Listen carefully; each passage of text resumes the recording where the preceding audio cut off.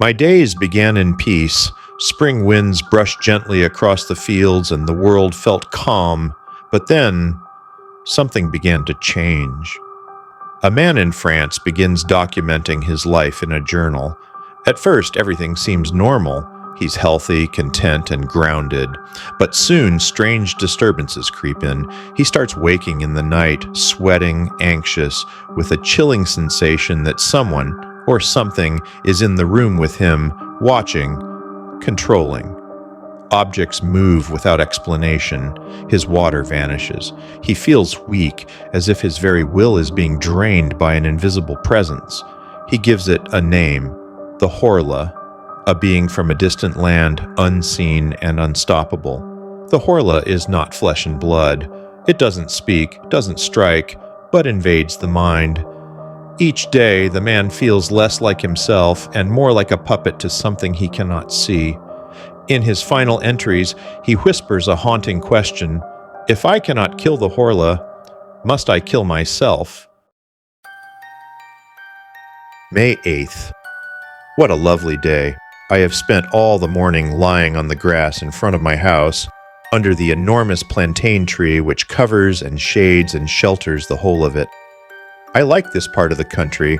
I am fond of living here because I am attached to it by deep roots, the profound and delicate roots which attach a man to the soil on which his ancestors were born and died, to their traditions, their usages, their food, the local expressions, the peculiar language of the peasants, the smell of the soil, the hamlets, and to the atmosphere itself.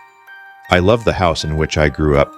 From my windows I can see the Seine, which flows by the side of my garden. On the other side of the road, almost through my grounds, the great and wide Seine, which goes to Rouen and Havre, and which is covered with boats passing to and fro.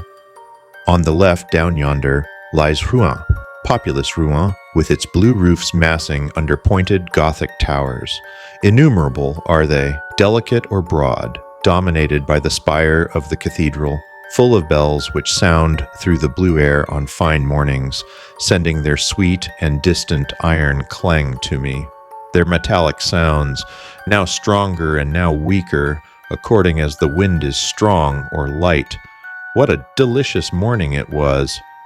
About 11 o'clock, a long line of boats drawn by a steam tug, as big a fly, and which scarcely puffed while emitting its thick smoke, passed my gate.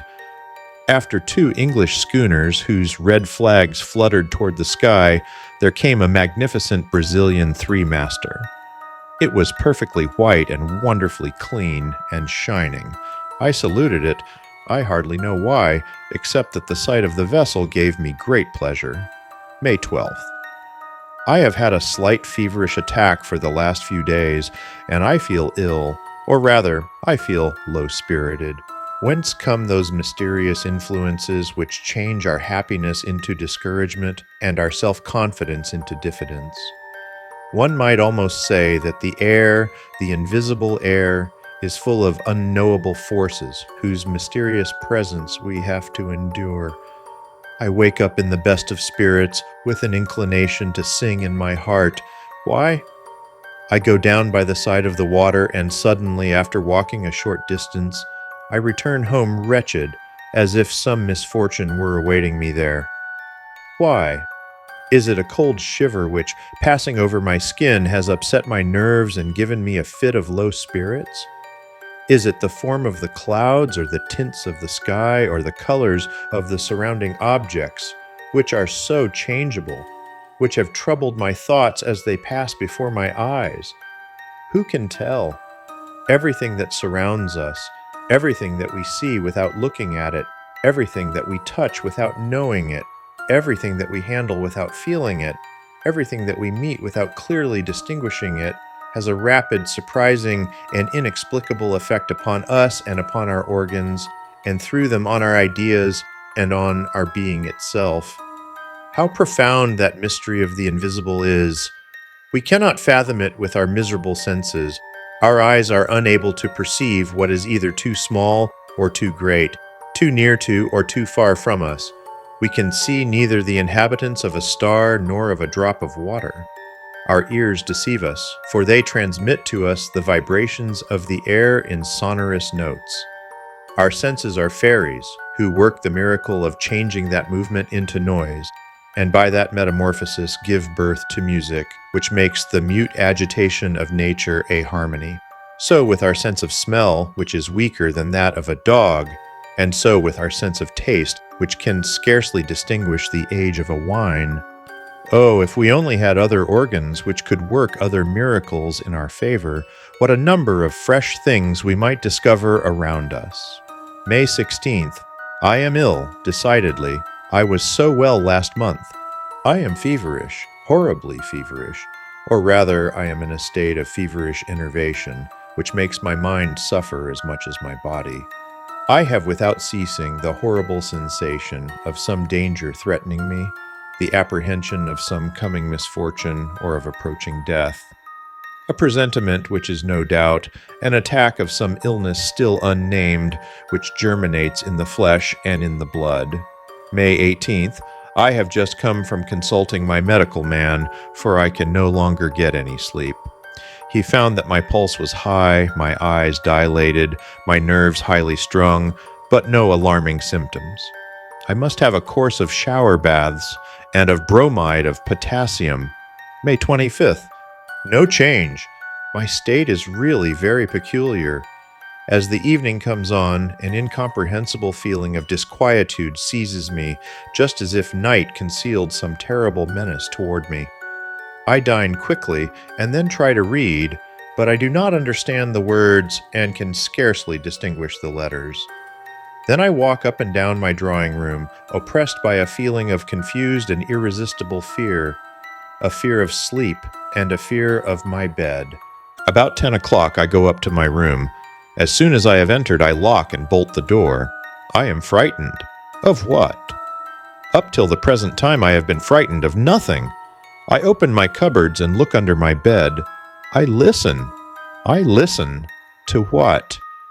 How strange it is that a simple feeling of discomfort, of impeded or heightened circulation, perhaps the irritation of a nervous center, a slight congestion, a small disturbance in the imperfect and delicate functions of our living machinery, can turn the most light-hearted of men into a melancholy one, and make a coward of the bravest.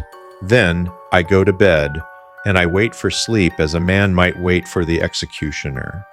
I wait for its coming with dread, and my heart beats and my legs tremble, while my whole body shivers beneath the warmth of the bedclothes, until the moment when I suddenly fall asleep, as a man throws himself into a pool of stagnant water in order to drown. I do not feel this perfidious sleep coming over me as I used to, but a sleep which is close to me and watching me, which is going to seize me by the head, to close my eyes and annihilate me. I sleep, a long time, 2 or 3 hours perhaps, then a dream. No, a nightmare lays hold on me. I feel that I am in bed and asleep. I feel it, and I know it, and I feel also that somebody is coming close to me, is looking at me, touching me, is getting onto my bed, is kneeling on my chest, is taking my neck between his hands and squeezing it with all his might in order to strangle me. I struggle, bound by that terrible powerlessness which paralyzes us in our dreams. I try to cry out, but I cannot. I want to move. I cannot. I try with the most violent efforts and out of breath to turn over and throw off this being which is crushing and suffocating me. I cannot.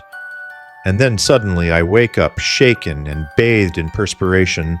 I light a candle and find that I am alone, and after that crisis, which occurs every night, I at length fall asleep and slumber tranquilly till morning.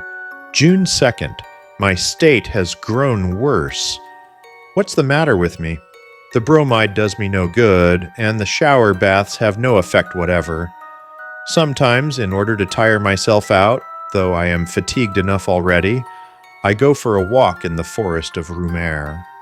I used to think at first that the fresh light and soft air, impregnated with the odor of herbs and leaves, would instill new life into my veins and impart fresh energy to my heart. One day, I turned into a broad ride in the wood, and then I diverged toward La Bouille. through a narrow path between two rows of exceedingly tall trees, which placed a thick green, almost black roof between the sky and me. A sudden shiver ran through me, not a cold shiver, but a shiver of agony, and so I hastened my steps, uneasy at being alone in the wood, frightened, stupidly and without reason, at the profound solitude. Suddenly it seemed as if I were being followed, that somebody was walking at my heels, close, quite close to me, near enough to touch me. I turned round suddenly, but I was alone. I saw nothing behind me except the straight, broad ride, empty and bordered by high trees, horribly empty. On the other side also, it extended until it was lost in the distance and looked just the same. Terrible. I closed my eyes. Why? And then I began to turn round on one heel very quickly, just like a top. I nearly fell down, and opened my eyes. The trees were dancing round me, and the earth heaved. I was obliged to sit down. Then, I no longer remembered how I had come. What a strange idea! What a strange idea! I did not the least know.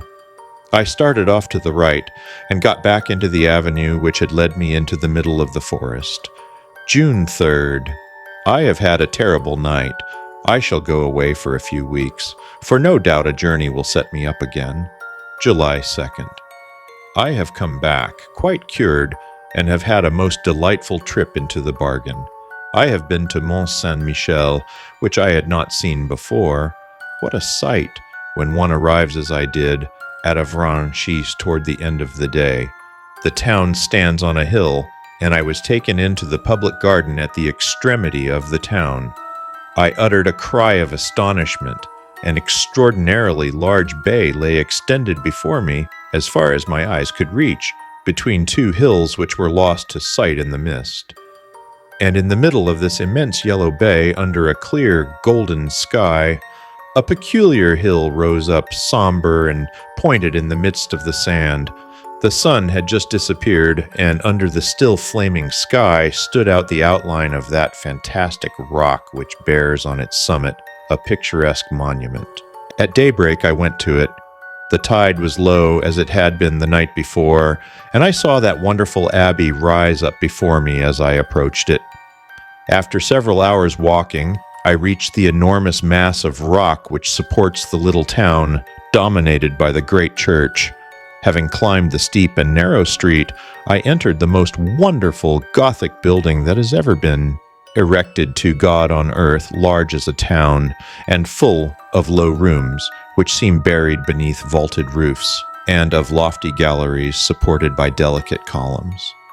I entered this gigantic granite jewel, which is as light in its effect as a bit of lace, and is covered with towers, with slender belfries, to which spiral staircases ascend. The flying buttresses raise strange heads that bristle with chimeras, with devils, with fantastic animals, with monstrous flowers, are joined together by finely carved arches, to the blue sky by day, and to the black sky by night. When I had reached the summit, I said to the monk who accompanied me, "Father, how happy you must be here." And he replied, "It's very windy, monsieur." And so we began to talk while watching the rising tide, which ran over the sand and covered it with a steel cuirass. And then the monk told me stories, all the old stories belonging to the place. Legends, nothing but legends. One of them struck me forcibly. The country people, those belonging to the Mornay, declare that at night one can hear talking going on in the sand, and also that two goats bleat, one with a strong, the other with a weak voice. Incredulous people declare that it is nothing but the screaming of the seabirds, which occasionally resembles bleatings and occasionally human lamentations. But belated fishermen swear that they have met an old shepherd whose cloak-covered head they can never see, wandering on the sand between two tides round the little town placed so far out of the world.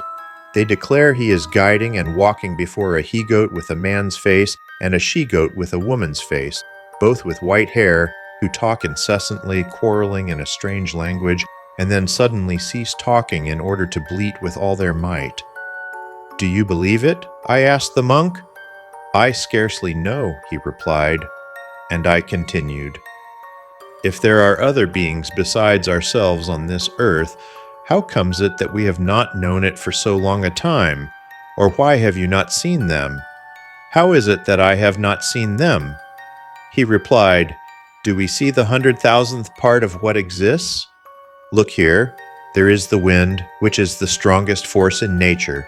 It knocks down men and blows down buildings, uproots trees, raises the sea into mountains of water, destroys cliffs and casts great ships onto the breakers. It kills, it whistles, it sighs, it roars. But have you ever seen it? And can you see it? Yet it exists for all that." I was silent before this simple reasoning. That man was a philosopher, or perhaps a fool. I could not say which exactly, so I held my tongue. What he had said had often been in my own thoughts. July 3rd. I have slept badly. Certainly there is some feverish influence here, for my coachman is suffering in the same way as I am. When I went back home yesterday, I noticed his singular paleness, and I asked him, "What's the matter with you, Jean?"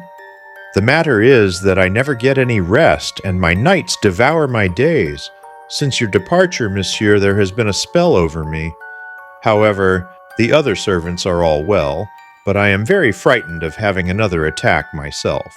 July 4th, I am decidedly taken again, for my old nightmares have returned. Last night I felt somebody leaning on me who was sucking my life from between my lips with his mouth. Yes, he was sucking it out of my neck like a leech would have done. Then he got up, satiated, and I woke up so beaten, crushed, and annihilated that I could not move. If this continues for a few days, I shall certainly go away again. July 5th. Have I lost my reason? What has happened? What I saw last night is so strange that my head wanders when I think of it. As I do now every evening, I had locked my door. Then, being thirsty, I drank half a glass of water, and I accidentally noticed that the water bottle was full up to the cut glass stopper. Then I went to bed and fell into one of my terrible sleeps, from which I was aroused in about 2 hours by a still more terrible shock.